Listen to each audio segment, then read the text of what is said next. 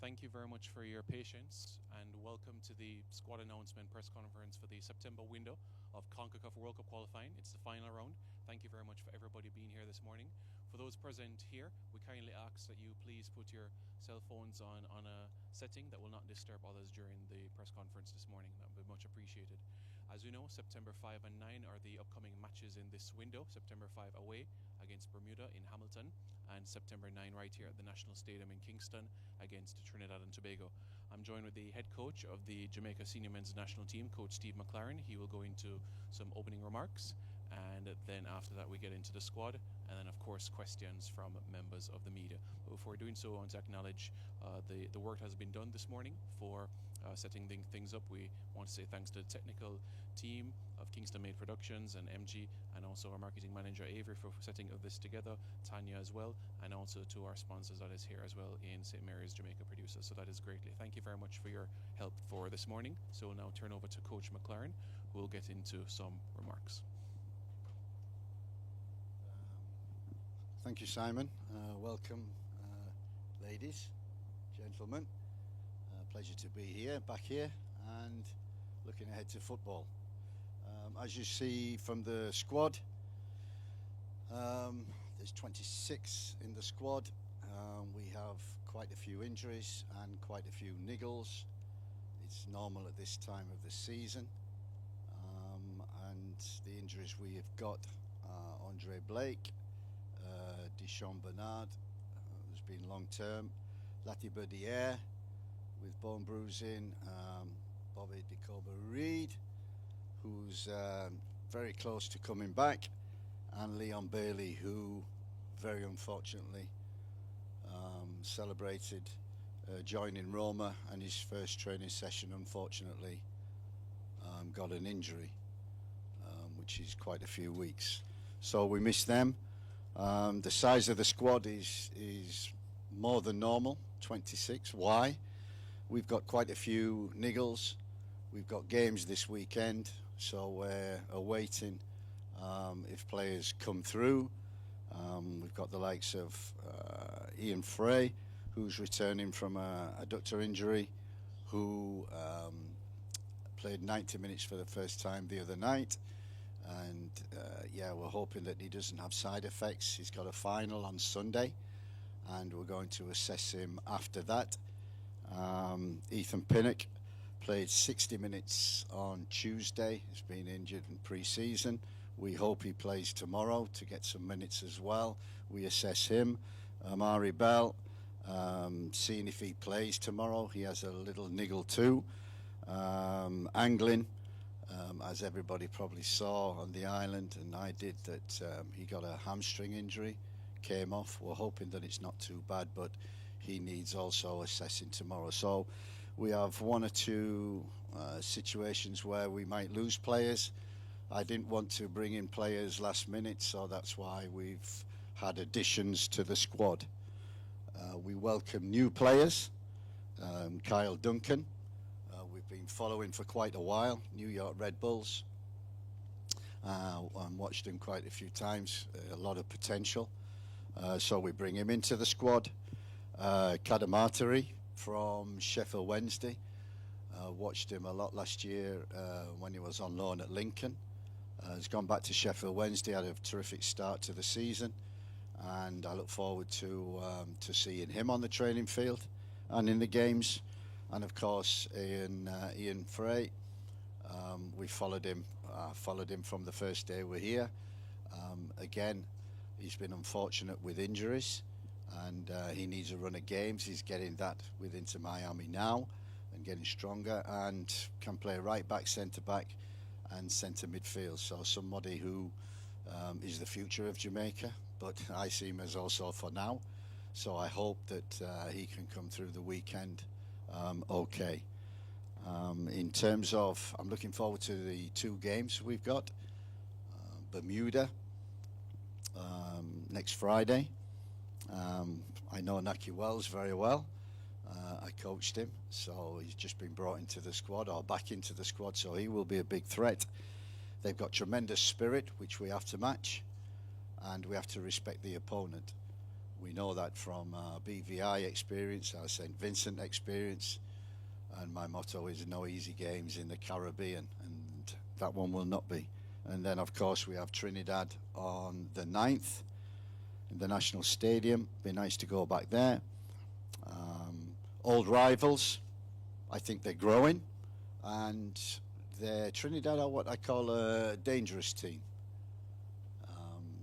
Got dangerous players, good players, and with Dwight York, they're starting to build something. So, old rivals, we seem to have played Trinidad more than anybody else in my year already, but we look forward to that. In terms of absentees, yeah, we disappointed to lose Hibbert to Canada. I spoke with him the last few weeks several times. He has the option of US, Canada, and Jamaica, and yeah, he wants to have a look at Canada. He's by no means set in stone that he will play there, but we will keep in contact and keep pursuing him, because we see him as also a future player for Jamaica. We have Rico Henry, who yeah, he's had a bad injury for a full year. He's just come back. He's finding his feet, finding his way, and obviously acquiring documents and a passport, which he needs to do, but also get more games under his belt, which he needs. Cameron Archer, another one who will, we hope, next week come to Jamaica to finalise his documents, citizenship, to get a passport, maybe ready for October window. Max Aarons, which will be similar. Lewis Baker, whose documents were very complicated. And lastly, and by no means what everybody's waiting for, Mason Greenwood finally acquired his passport. A lot of work was done behind the scenes from the likes of Simon and other people in the government as well. We acquired a passport, and we expected him to be coming to this camp, but on a conversation with his family, he's not going to commit at this time to anybody, so he's taking his time over that. So it's a little bit disappointing. We probably have to be more patient, but we will keep the contact. We'll keep pursuing him, because I know from my conversations with Mason, and that he loves Jamaica, he respects Jamaica. He wants to concentrate on club football and not commit to an international team at the present moment. We have to respect that. However much we've worked hard to get him here for these camps, so who knows in the future. One probable that is maybe a surprise is Michail Antonio on there, and Michail is on there, is in the squad. Why? Because from day one I can say he has been the most committed player to Jamaica and the cause, the most committed, the most vocal, and he wants to see Jamaica in World Cup 26. That's what he told me on day one. The injury, horrific injury which he got, he hasn't stopped believing that he can help us. He talks to me regular about Jamaica, about the World Cup, and what he can do to help. And that's right, he's in the squad, because I want him to help us for 3 reasons. The future, because he wants to play again.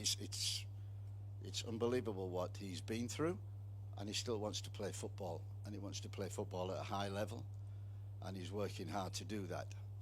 We've watched his progress, obviously, in the summer. We brought him into the Gold Cup squad.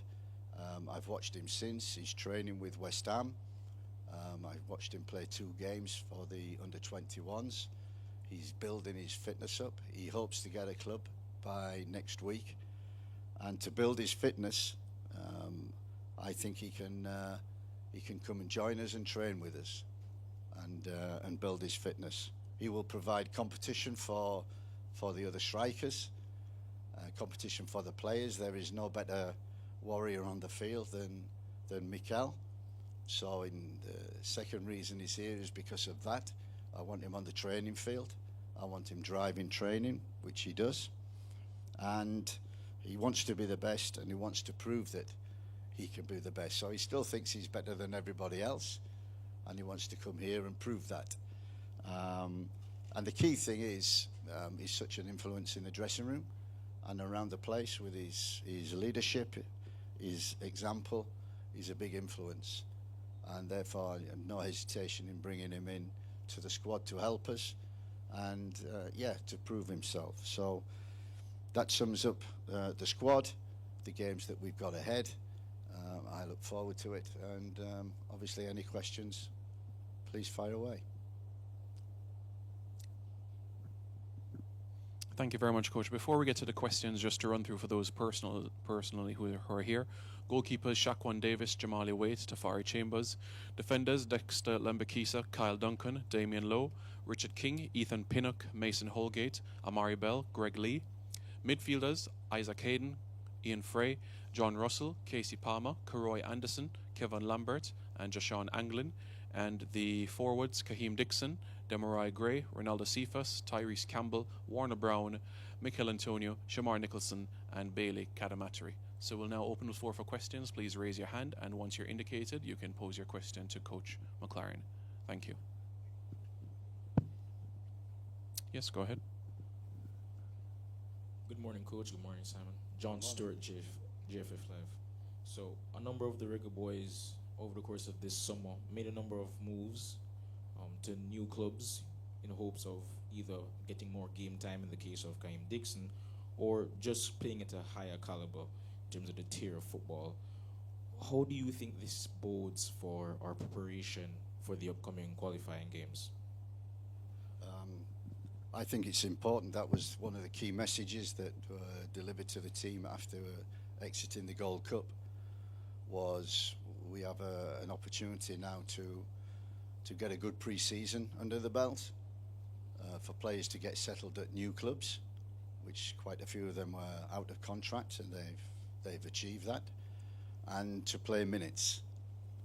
The thing with this summer and the difficult we've had with picking this squad is the injuries that we've picked up, and also the niggles at this beginning of the season, which is normal. But I do think because of the program that we had in the summer with the Unity Cup, with the World Cup qualifiers, and with the Gold Cup, we maybe exceeded ourselves in terms of that month of football, the games, the travel, and the players were visibly tired at the end, and that has passed on into pre-season, where quite a few players have received injuries or niggles. So in one respect, the Unity Cup was fantastic. I always wanted to bring Jamaica to the UK, but maybe on reflection, and that's the biggest reflection I have of the summer, is that maybe we'd have been better just not having so many games and competition and travel, and just focusing on the World Cup qualifiers and the Gold Cup. So I think we overstretched ourselves. That's the lesson that I've took from that. And as you can see, we're also still suffering because of injuries and niggles to players. But hopefully they'll come through. They've had a good pre-season, good recovery, and we've picked a squad who have had varying amounts of minutes, and we'll try and to shuffle so that we get the maximum out of every player for the 2 games. Just another question, Coach. Given that you worked as I believe, a technical advisor, if I'm not mistaken, with FIFA before taking the job with the national team, you were set to analyze a couple of teams in the region. Did it catch you off guard just how well some of the smaller teams around supposed to be smaller teams around the competition played in terms of their play style, as well as the results they took, not just from us, but around the competition? Yeah, you see it. You know that I think was it Guatemala and Honduras reaching the Gold Cup semi-finals. No one would say that beforehand. And you're absolutely right. Concacaf is different. Caribbean football is different. It's exciting. It's a great brand of football. It's athletic. It's strong. It's quick. And so yes, every player has to adapt. Every coach has to adapt. And I'm exactly in that boat. We've adapted, and the one thing, the big lesson I've learned is that no easy games in the Caribbean. We have not had an easy game, even against nations which you think we should beat easily. I think what I see is, you know, that the team overcomes a team of individuals. So what St. Vincent had, what the BVI had, other teams' spirit, and you will see Bermuda exactly the same. They have a great spirit. They have good little players, and you know, I've watched them against Honduras, 2-0 up at half time. Okay, lose 5-6-3, but also the second leg only losing 2-0 and providing Honduras with a battle to win the game, and we expect that. So we have to, I think the first thing is be aggressive and have that spirit together. We match the spirit, then we have the quality to win games. But I think that's the lesson that I've learned is the spirit comes first.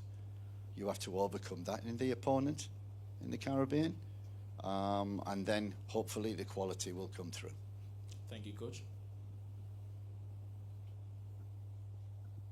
Any other questions? Someone can step forward to the microphone and be able to pose a question.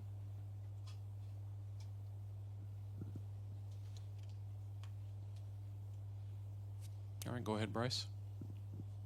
Good morning, Reggae Boyz from the Jamaica Gleaner. Good morning. Coach, two questions. Firstly, after the Unity Cup, there's a lot of excitement about the team's ambitions for the World Cup, but then the Gold Cup would have brought some doubts in the minds of fans. How important are statement performances against Bermuda and Trinidad, especially Trinidad at home, to really inspire back more confidence in the fans that this might be the time for the Reggae Boyz to make a second appearance at the World Cup? Look, you're absolutely right. The Unity Cup was a great experience. Anybody who was there, you know, for the local staff, for the local players to visit the UK, visit Chelsea, visit Brentford, and the staff to have a look at what it's like in the UK football is a one-off experience.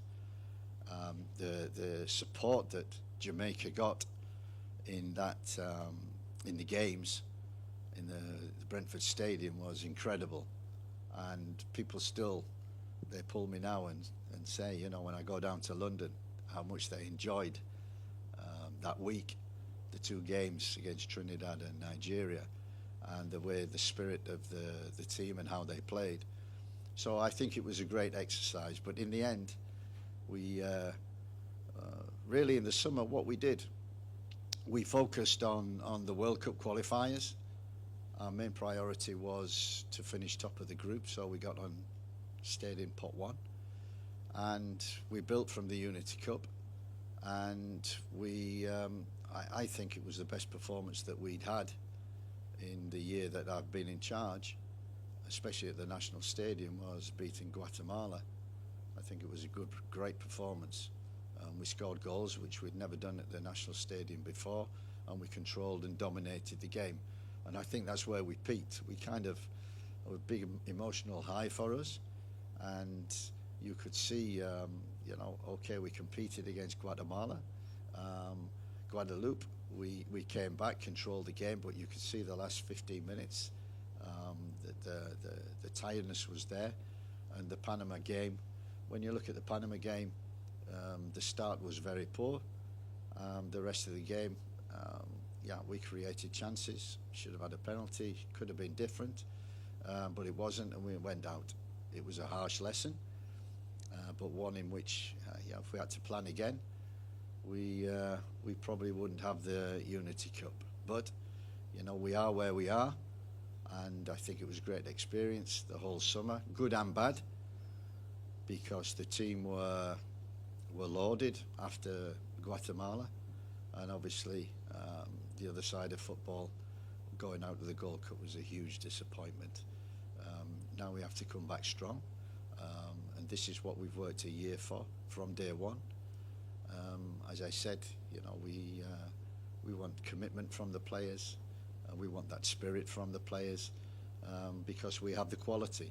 So we look forward to the 6 games, but we have to start well, and Bermuda will not be easy. And a follow-up question, Coach. Jamaica has made it no secret that we're looking to recruit players with a global experience, but this isn't an uncommon phenomenon we see where teams in the group, in particular Curacao, have also been recruiting overseas.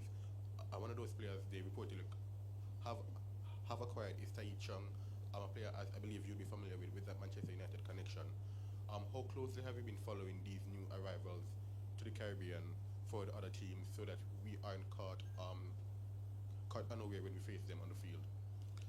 Like I said to you, I think the key thing was what I've seen in Concacaf, Caribbean football, is the spirit of teams, the togetherness, and that comes from continuity, that comes from a consistent squad, and that's what we've tried to do. We've tried a lot of players in the past year, and we've tried to establish a core squad, and I think that's important. I think I was talking to Simon, and quite a few years ago, introducing 6 or 7 players from the UK, from abroad, into the Jamaican team and playing Panama and losing 3-0. It doesn't always work that you instantly get success or instantly get results. Like I have experienced, and other players I know have experienced. You need quite a while in the CONCACAF, in Caribbean football, to learn exactly what it's all about and what it takes to win.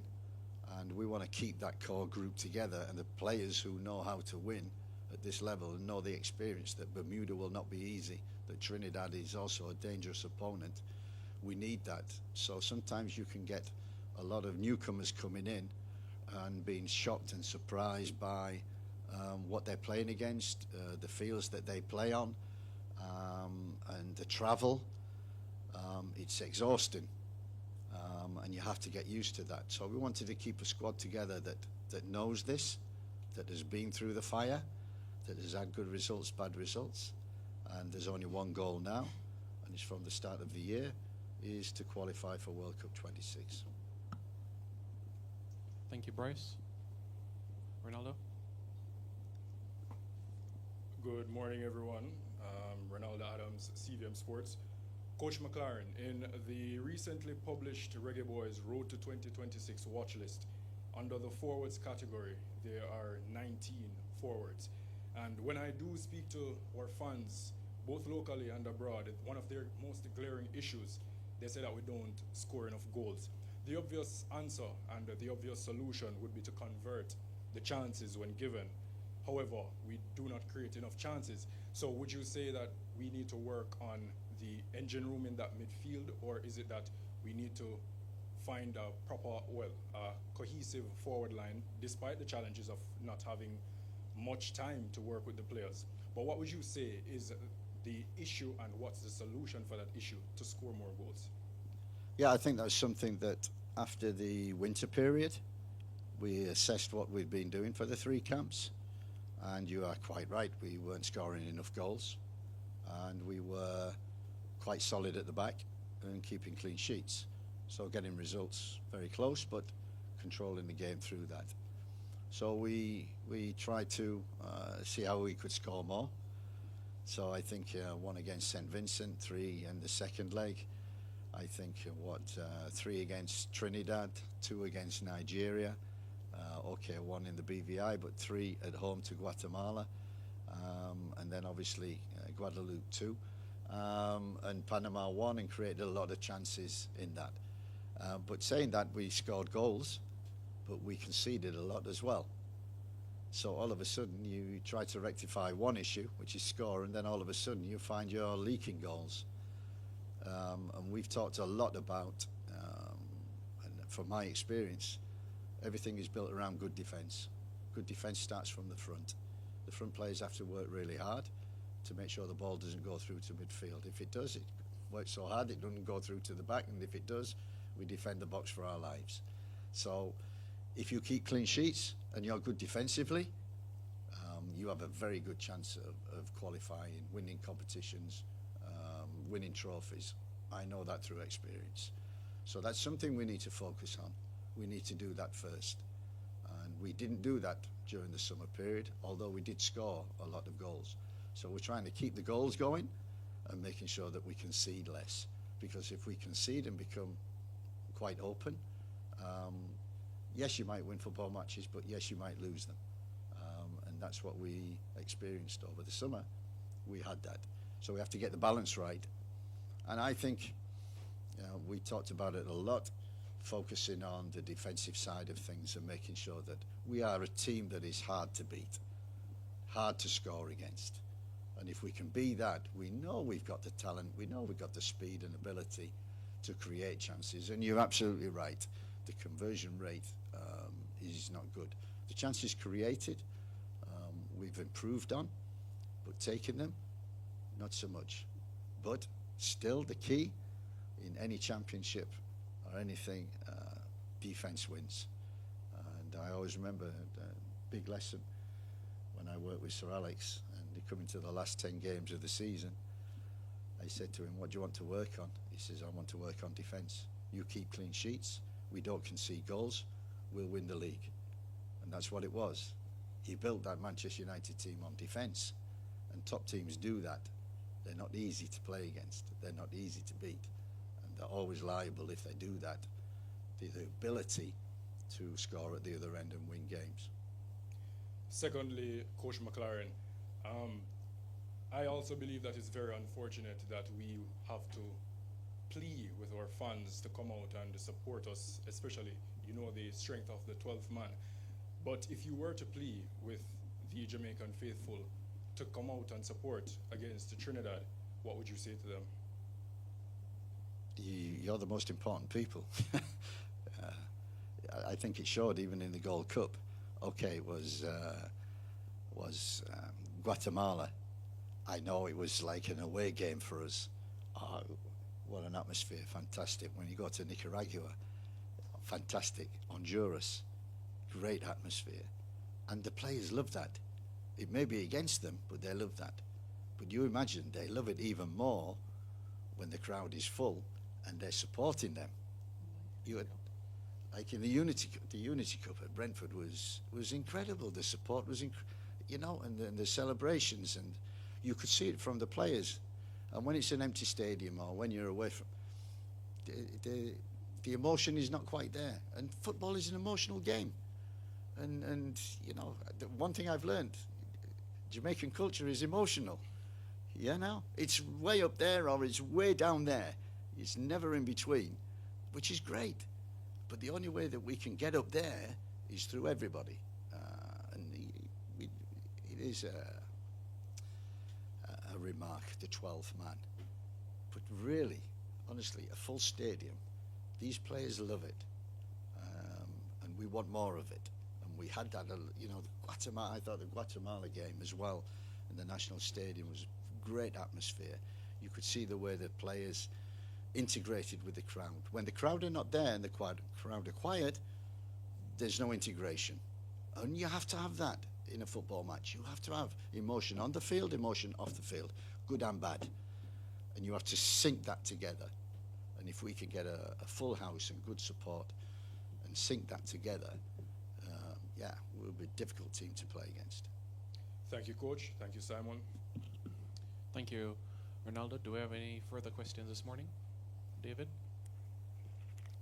Yes, go ahead. Yes, Roger, thank you. Good morning, Coach, and good morning, everyone. Good morning. Roger Haskell here from IRFM. Mr. Rudolph Speed has been appointed as part of your technical team.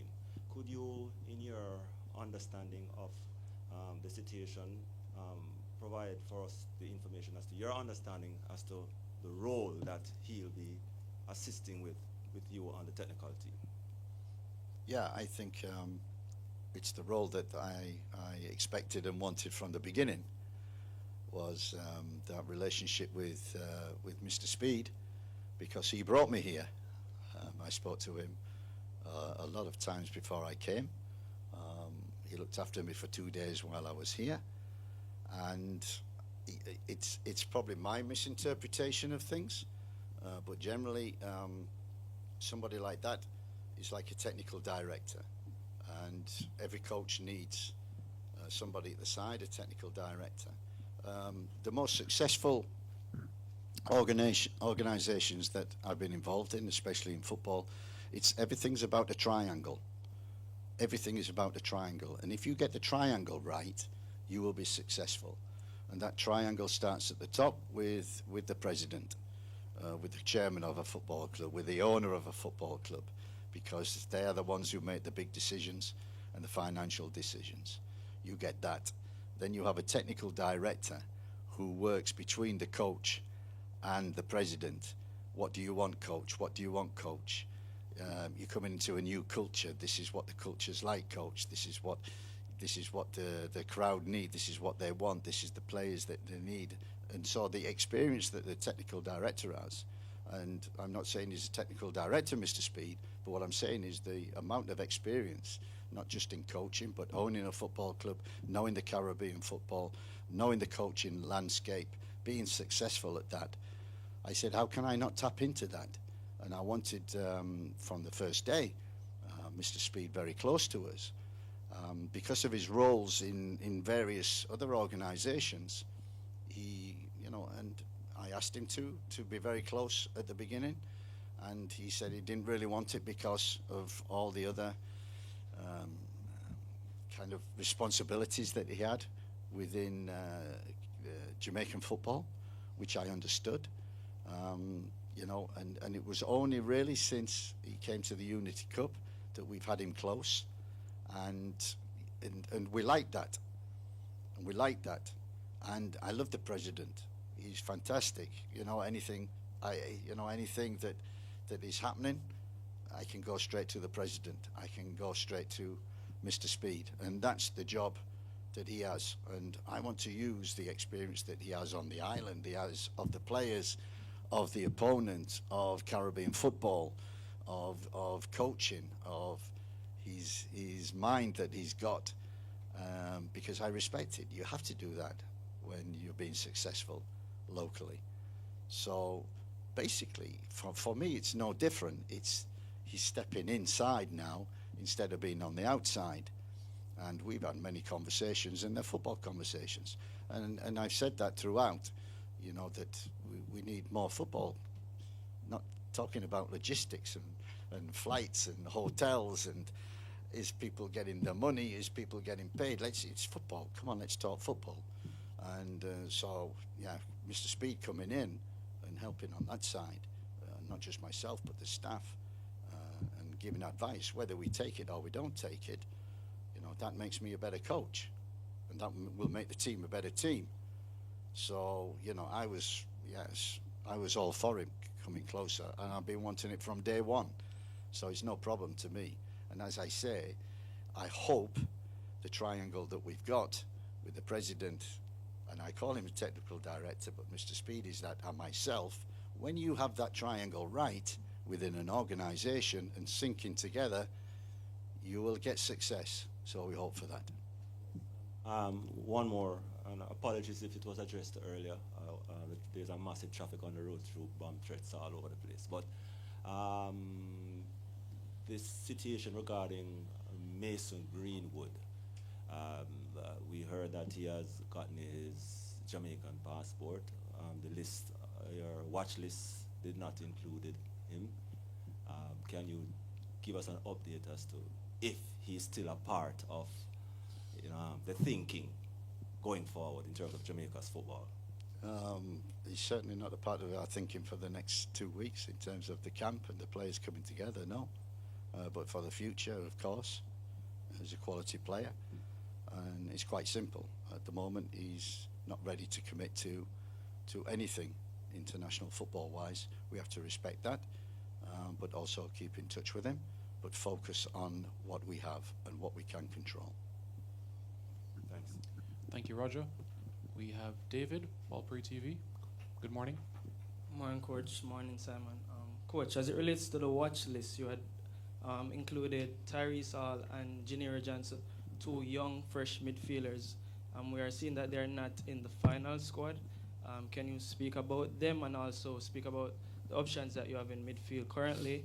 And are we any closer to providing a solution in that midfield to your liking, Coach? Yeah, I mean, one of the best additions has been Isaac Hayden. I think he's come in, integrated really well in that number 6 role. He's the glue for us. We do need help with that. We do see Ian Frey as maybe a possibility for that role, though he's playing right back for Inter Miami and sometimes centre back. But Mascherano himself, the coach of Inter Miami, talks about him playing in midfield as well. So that is something for the future, and that may happen, if he comes through at the weekend. But yeah, the midfield is always Janara Johnson is a young player playing in Ajax second team. Just started the league, so he needs a little bit more experience. When you come to these games, experience is always the best. If you can get the blend right as well. Tyrese Hall, we've followed for quite a while now, and we're very fortunate he's got a move to Notts County, and he's getting minutes coming off the bench for them. So they're not regulars in their teams, Janara Johnson is not playing Eredivisie, First Division, but we will follow them and track them. And again, the way that youngsters now grow and build, we'd have no hesitation if it comes to that level and they get to that level that they can join the squad. So the future again, and I've said this to the JFF before, from coming in and after 6 months, I tell you something, we've done a lot of recruiting, a lot of it identifying players, and the players that we've identified are mainly young players, and I know those who change association are maybe the ones who their normal country, natural countries, they haven't been picked, so they can go for the second option. That's usually 26, 27, 28, but we've identified players who are 17, 18, 19 who are very interested in playing for Jamaica and have the quality for the future. And so I think whatever happens, the future is bright for Jamaican football. I think the coaching program that they have going in place, I think the youngsters coming through, they identify what is going on. And I think what we've done also in the UK and Europe is develop a kind of recruitment team. We follow a lot of players, a lot of young players, and we monitor them very closely. So, I know we need to qualify for World Cup 26, but believe you me, the next crop coming through after that, the younger players, that will be a good team. Follow up, David? Sure. Coach, also we're seeing that a few senior figures are missing from the team, namely our captain Blake, Leon Bailey, and Latibo Dare. Are you looking at the other players to step up to really fill that senior role in the team, seeing that those key figures are missing from the squad? Yeah, absolutely right. It's a good question, a good statement. Leadership is important, experience is important. We'll miss Andre Blake because he's been through this so many times. He knows what wins and what doesn't win, which is key. And the people who have gone out, that's right.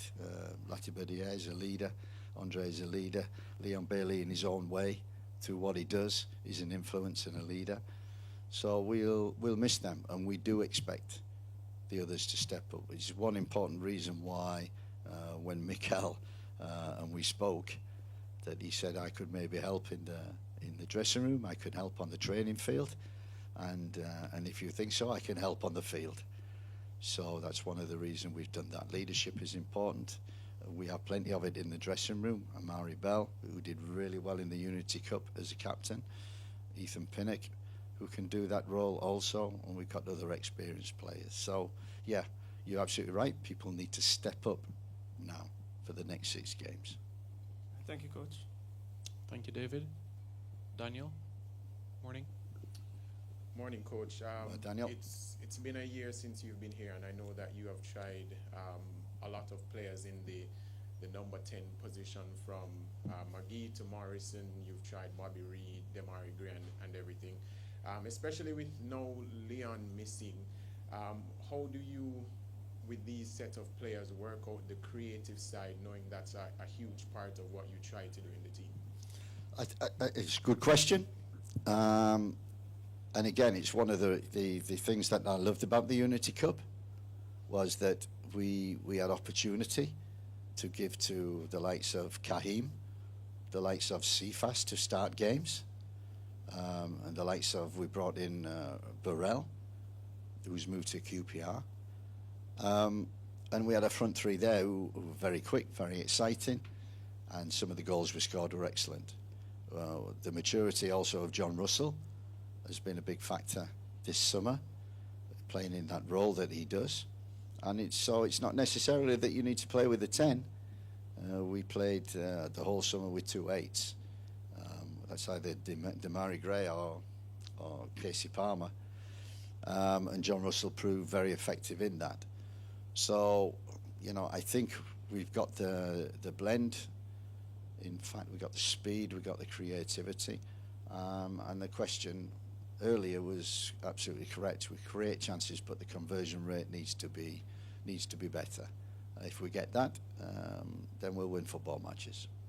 Yeah, knowing that we have 6 games, unlike the Nations League and the Gold Cup, which you've said is to prepare, these 6 games are extremely vital, and you've spoken about players needing to be committed to the cause. Does it at all concern you that Greenwood has said that he's not committed at this time, knowing how important these games are? Yeah, it's a disappointment for everybody, because he would have been a big asset and he would have come here and enjoyed his football. But look, as soon as that decision was made and he couldn't commit, you move on. And you don't harp on about it, and you don't go, well, what if this, what if that? You move on and you control what you can control. So we moved on very quickly from that, and we picked a squad, and we're looking for the next 2 weeks, focus entirely on this squad. Thank you, Coach. Thank you. Thanks, Daniel. Marlon, do you have any question?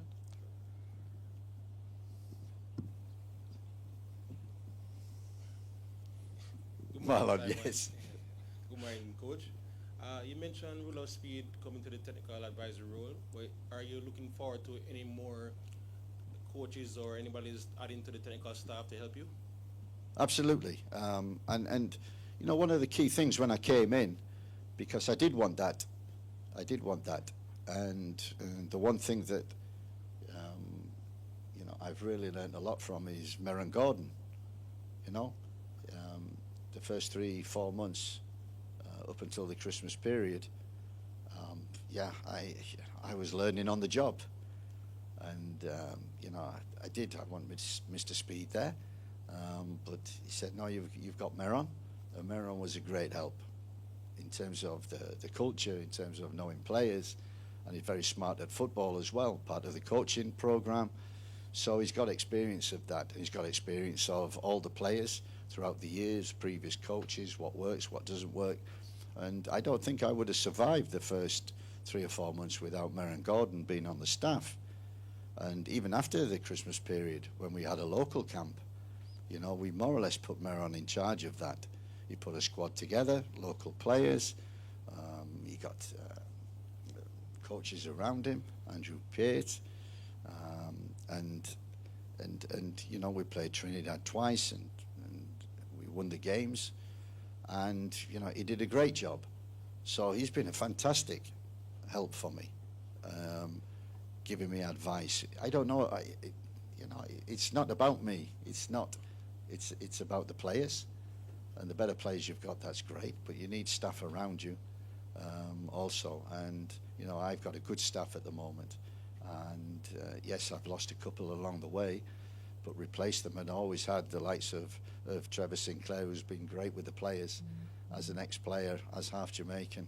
He can really integrate with the players, and he thinks like a player still. even though he is 84. But he's good like that. And Meron, he's knows the culture, and to add Mr. Speed to that, as much information as possible. I need to make better decisions, on and off the field. So I think it will be a great benefit to have him closer to us and available at all times. And we've said he can step into anything. I think we tried it at the Unity. He stepped into meetings and he saw from afar what we did, got an idea of how we worked, and obviously he's no problem wanting to be a part of that, because what's the goal? The goal is not about me, it's not about anybody, it's about World Cup qualification. So the next 6 games, and if we can bring in anybody from the outside to help us, we will do that. All right, just one more follow-up, Coach. You mentioned the niggles and the lack of minutes for some of your players, and then the lack of conversion for our strikers. Trevante Stewart has started his season well. Can you explain his exclusion from his team? Very close to being on our standby list. Similar with Burrell, similar with Romario Williams. We've got 5 or 6 players out of that group who, anything happens, no hesitation on bringing them in. So the experience that we've got. But also we've included Shamar Nicholson into the squad, because we felt, in the summer he'd finished his season early, and we've been watching and monitoring him, and there's a lot of support for Shamar, because Simon keeps telling me, how many goals, Simon? 11 goals in 19 games against Caribbean opposition. Yeah, so we wanted to bring Shamar in. Warner Brown has been doing very well, and Kadamatri we followed for a long while and we like, and he's a little bit different. So Warner is a little bit of one. He's a runner, he's busy, he runs in behind. Shamar is one who holds the ball up and he's a target for us and could be good in the box when we get crosses in. And Kadamatri is kind of in between. He's kind of got the height and physique to be a big striker, but also his main threat is running in behind, so he's a combination of the two. So I think we have 3 there who obviously complement each other and can be used in whatever stages of the game that we need to use them in. And I'm waiting to see Michail training with the group again to really put competition to them 3 as well. Thank you. Thank you, Marlon, for everybody that's here. One last one. Okay, MJ, go ahead.